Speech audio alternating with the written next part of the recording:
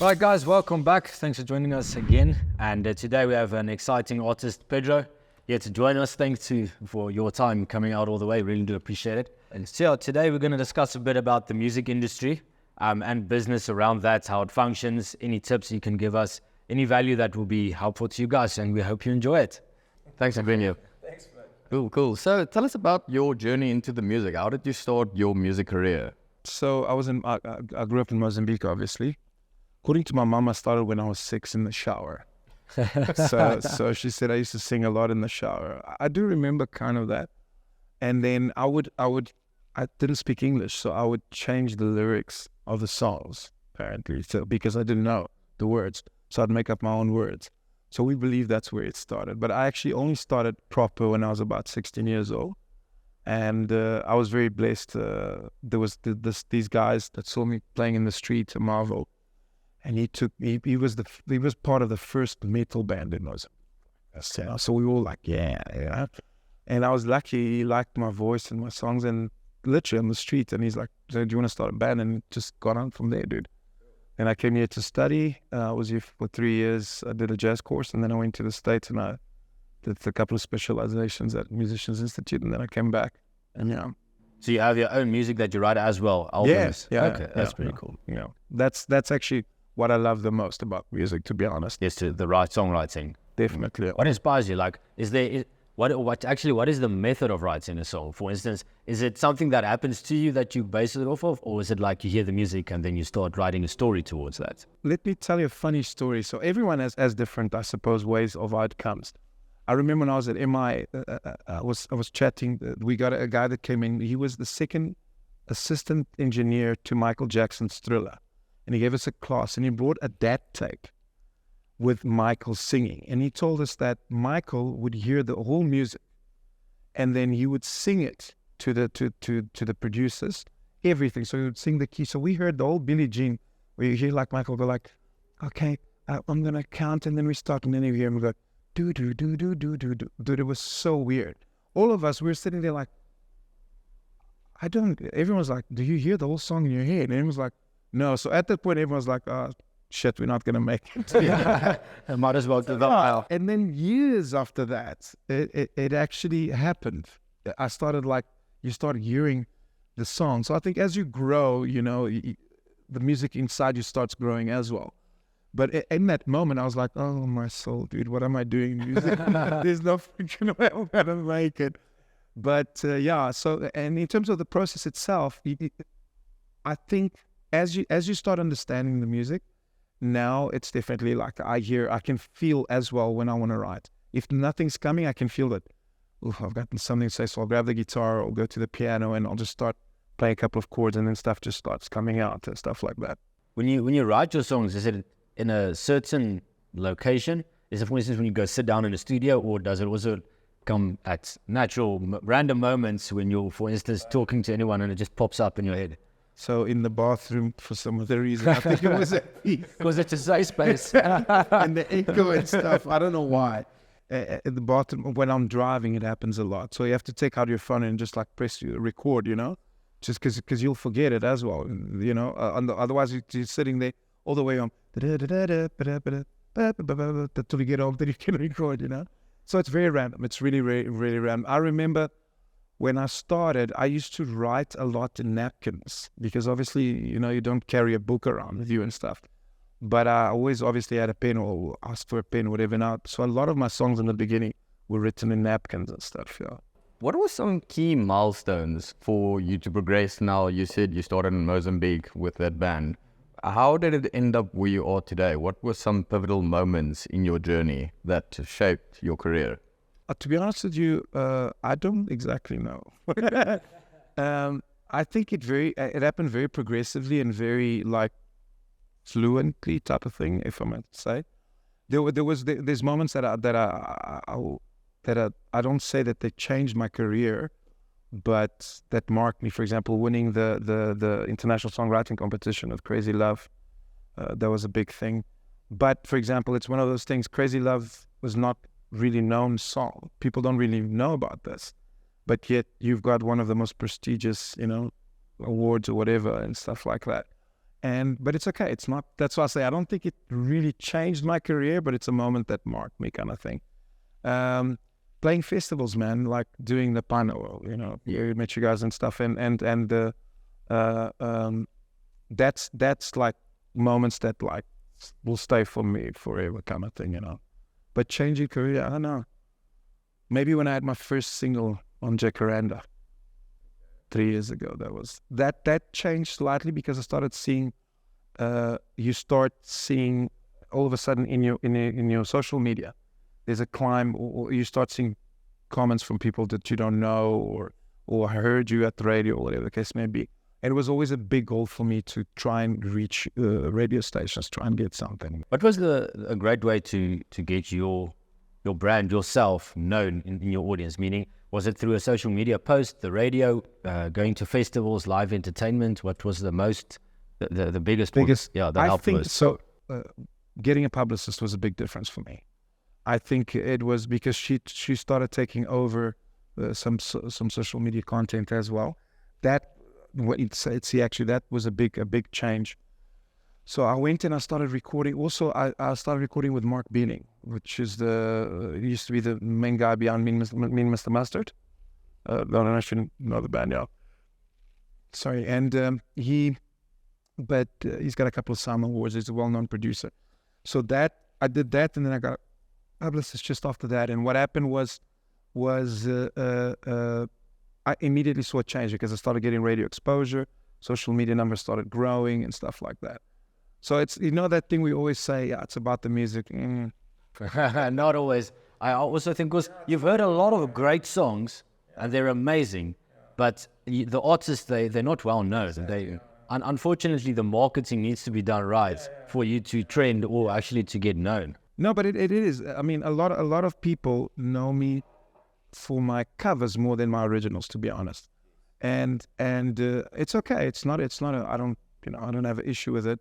As much as you would like, your original to be known more, but a lot of people don't know. And I've been playing for years, and they've seen me play for years, and it's still weird that people go, "Whose song was that?" And I was like, "Dude, you saw me last week. I played the same song." It's like, but it's fiction.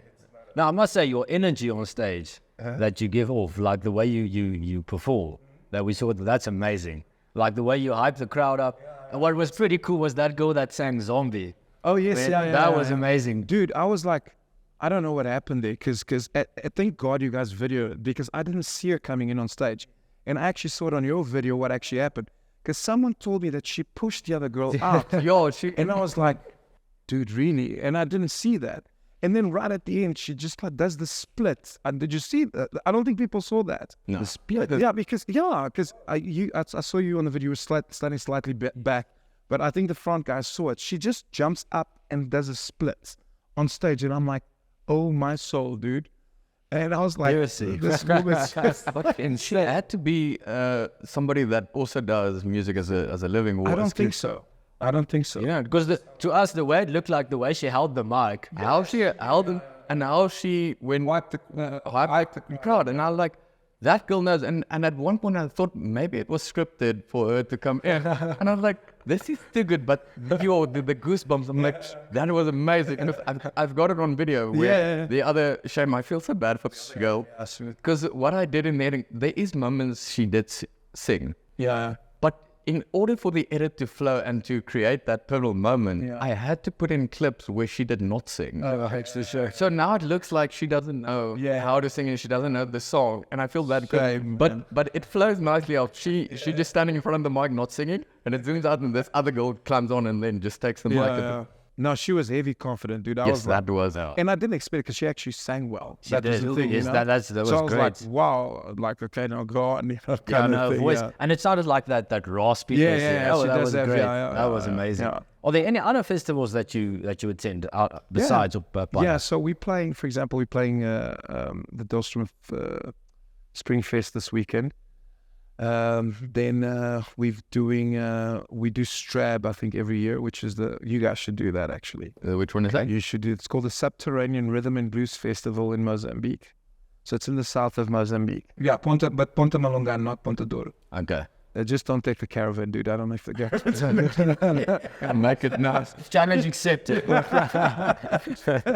but it's awesome, dude. It's really, really by the beach, bro. It's great bands and stuff like. It's over 4 days, so it starts on the Wednesday. So the Wednesday night, they used to have a beach party, which was at the beach. So they've set up a stage on the beach and stuff, dude.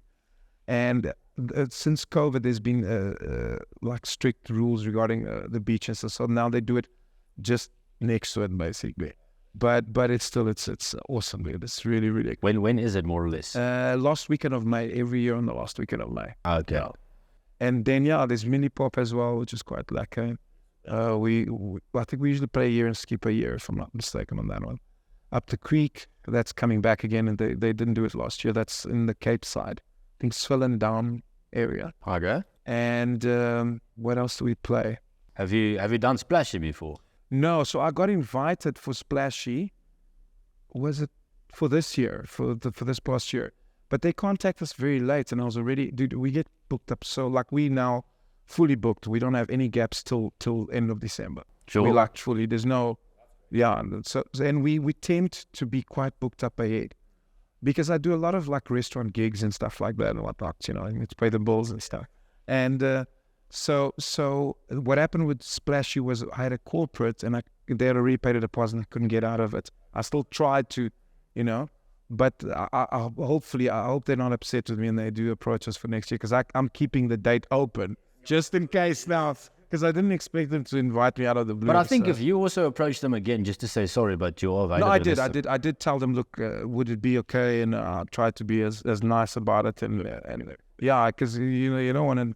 I would love to play. I love Splashy. I'm not an ambassador, but Splashy, please sponsor me. Yeah. Sure, that's my favorite festival. We were there last year and this year. Yeah. And it's just amazing. I love the whole vibe and everything. Yeah, no, it's great. It's the Stephen Kulu place Scarfanella, and you were selling us like, that's his baby. The thing that I love about Splashy as well is like the artists walk through the audience after their gigs, and then you literally sit with them and drink a beer, and that's I love that. Dude, that has been one of my big problems lately. I've been struggling with and it's the weirdest thing, because everyone knew me as such a great interaction. Like you see me on stage and everyone's like, and I try my best to bring the people on stage, in the sense that I always tell, when you go and learn about performance, it says you must lift yourself higher, because people look up to you and stuff.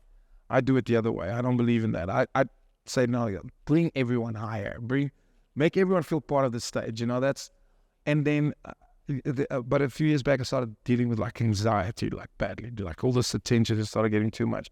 So now I avoid stuff like that, because it just gets a bit overwhelming it gets a bit, and I think people are like, Pedro's being a bit arrogant or a bit. But I think people, they mislook the fact that you're still human. Exactly, You that's still the have thing. your own personal space, and Yeah. I can believe it get too much, because it's 3,000 people. Yeah. And now you need to, even if it's just half of those that you need to sit with, it's overwhelming. I can understand. I tried. So at the Punna, for example, I went out because I wanted to see Steve and Francis, I think is his name. I'd never seen him before, so I went out to the crowd and I checked. But I would like hide in the corner. No one sees you. Yeah, take a few pictures and then like, okay, it's enough, let's go. But it's not meant badly. It's just it really gets too much. Yeah. Because I saw you walking through the following day. We saw you when you did the zombie performance. Yeah. So we saw the entire thing. And then the next day, I saw you walking through the crowd. And I'm like, there's been And I wanted to say a great show last night. It was but then I had the idea of like, everyone probably approaches you, and it's that content that, and obviously you have to be nice to everyone. Well, you don't have to be, but it's that persona of nice things. And then I think after the 20 or 30th people, it gets redundant. Yeah. So I'm like, cool, he probably knows it was a great show. I had no need for me to go tell him it was a great show. Yeah, he was waiting just for your... He thinks he sucked. You should have said you've been good. Yeah. Now I feel bad, dude. You should have I was just waiting for your approval, and now he didn't. So now we know Pedro just in approve. Yeah. Walk up to any artist and just be like, thanks. It's almost actually like you're actually waiting to get criticism, if that makes sense. Like positive criticism, in the sense like, I mean, don't walk to me and say, oh, dude, your show is crap. Give me a reason. If you didn't like it, just tell me. And then I can actually go back and go, okay, I understand. You know, I can reflect through it. I can disagree with you either way. But I truly believe that for us to grow, you need that. And at some point in my career, it feels like I don't really get that anymore.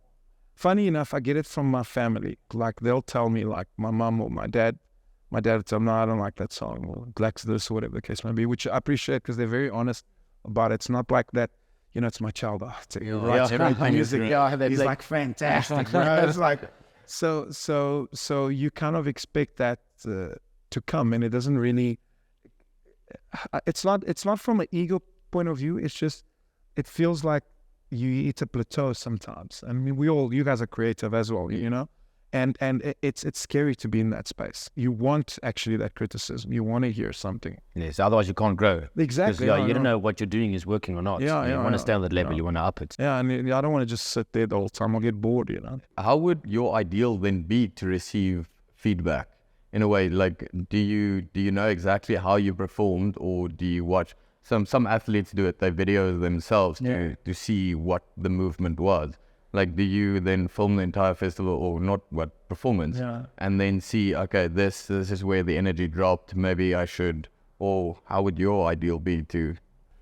Dude, so as you're asking me that, I'm thinking I shouldn't have said this. So basically, let me just put it this way. You watch the show.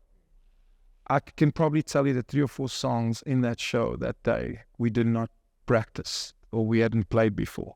It's one of the first things. So I cannot video the show, and I'm hoping no one videos the show because that happens often. So we don't have time to rehearse with this band.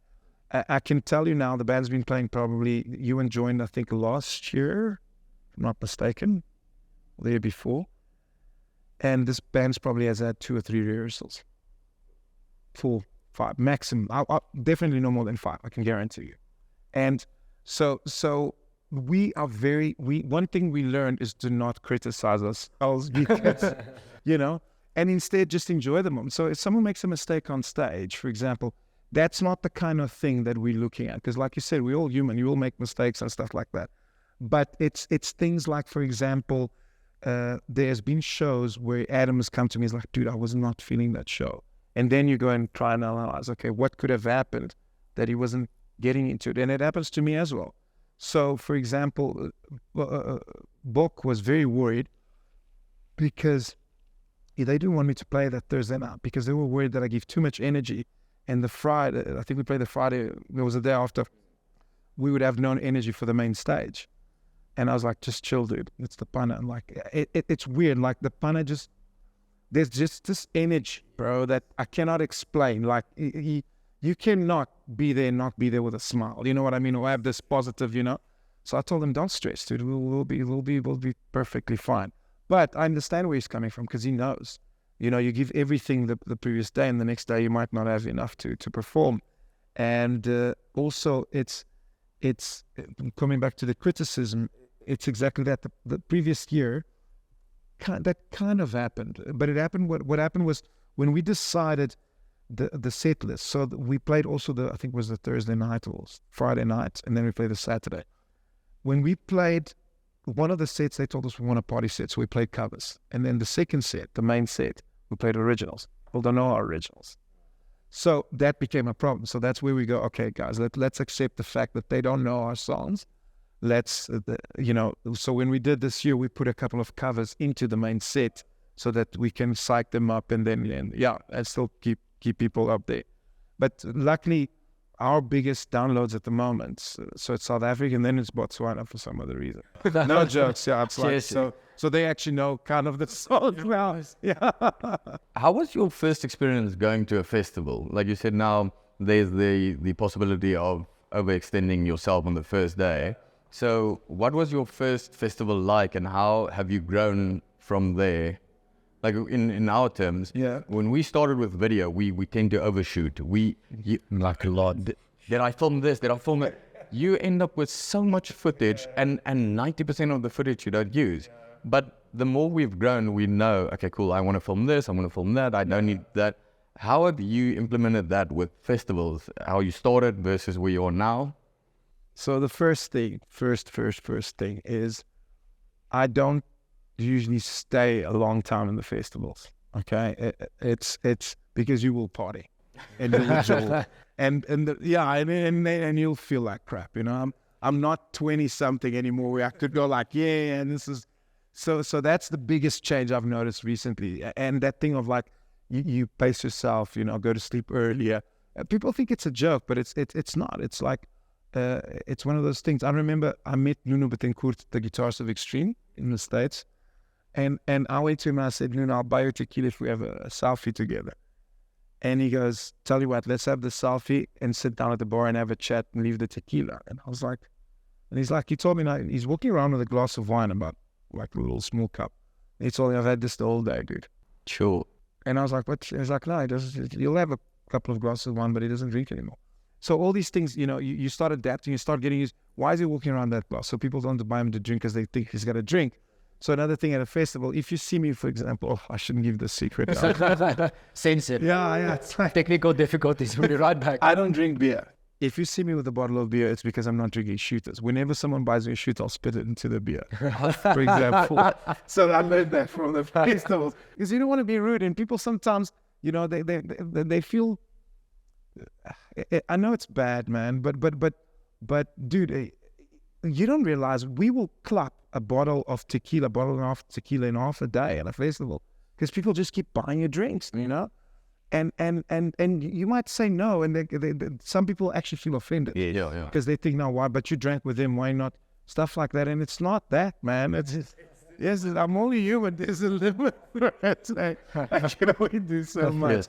So those kind of things become, and then I became a little bit more anal with like accommodation, where you become a bit like a diva. Because you do so many festivals, you camp so many times.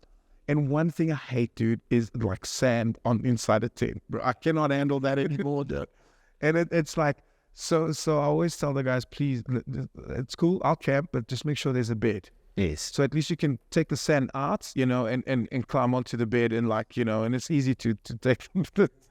So small things like that, man. Yeah. No, we've also got that with the hunting that we film. Every place you visit, they treat you as a new guest with the stamina of a 20-something-year-old. And the All 20-something-year-old. but no, the lower end of the 20. Your 21-year-old, the thing, you get to drink, yes. And the first week, because you had one outfit and then you move to the next one. The first one, yes, you go for it. Yeah. Yes, at the second one, you still bubble us from the first one. And then at the last one, we rocked up and we're like, sorry, guys, can we just get a coffee? Like, You can't. and he's like, do you guys not drink? And we're like, no, we do drink. Like, can I give you a beer? I'm like, just a coffee, please. In that month, we probably drank more than we did in the past year. Yeah. Because the moment your glass touches and you hear that click of the eyes, click, click, click, click. So after a while, I take my glass and I just cover it up and I sit like this at the bar so they can't see. Or you throw off brandy and you keep it. Then and we've learned that. Then you just walk around with that entire thing because they're like, oh, you still have a drink. Yeah. They leave you. Otherwise, but I can think for musicians, it's always that because we onlookers, I'm like, oh, I want to buy him a shot. Have that connection. And I feel like if you say 30, 40 people approach you, let's say, that is 40 shots. There you go, more than dude. a That's bottle. more than a bottle. Yeah, and then you still have to perform. And then we're the same level as drunk. And I'm like, Yeah, I know, dude. It's rough. No, I don't know how you guys did that. I'm actually getting nervous. We also don't know. When we said about doing something with Joe, I don't know if I want to go with you guys. Right, Joe. And so do you have any last words for any aspiring musicians? Lost words, as in lost, like he's not gonna make it. No, No, I'm kidding. You're not gonna make it. No. Dude, you know what? It's be honest with yourself and keep always checking the trends because unfortunately, like we spoke just now, music is not just about the songs anymore, and you need to know what's happening out there. And I'm old school, so I think I'm losing in that ground. But I think the most important thing is people are picking up a lot in the honesty of music at the moment. I think that's why a lot of artists like Ed Sheeran and stuff are coming out, and this new underground movement I feel that's coming out. I think music is going to move a little bit again into the singer-songwriter thing. But the other side is, for example, electronic music is huge, and it's just growing. I mean, one of my biggest dreams is to go into Tomorrowland in Belgium. I love that vibe actually, but it's just like the honesty. Be always true to yourself and to your crowd, and you'll receive that warmth back. I think that's the key thing is trying. And I remember when I left Mozambique, a good friend of mine said, "Do never forget your garage feel." And I was like, what is he talking about? Now I understand what he's saying. At some point in your career, you kind of like, and you guys will feel it as well. For example, you were doing a lot of corporate work, and you'll forget the reason why you first started. And it's so important to always come back to that, because I think that's what keeps your flame burning and stuff. And I find, like recently, I've been like reattaching myself with that old self, trying to find that again. Because you get tired. And I mean, I'm playing an average 16, 18 shows a month. It's a lot, dude. So Cool. Yeah. Thanks, guys. Hope you enjoyed it. Pedro, thanks for joining us. It was great. It was a real fun chat. If there's anything else you think that we should talk about, even if you have any more questions for him, or you have a specific guest that you would like to see us discuss anything with, please do let us know down below in the comments. Like, subscribe, and we'll see you guys in the next one. Nice. shut. Cool.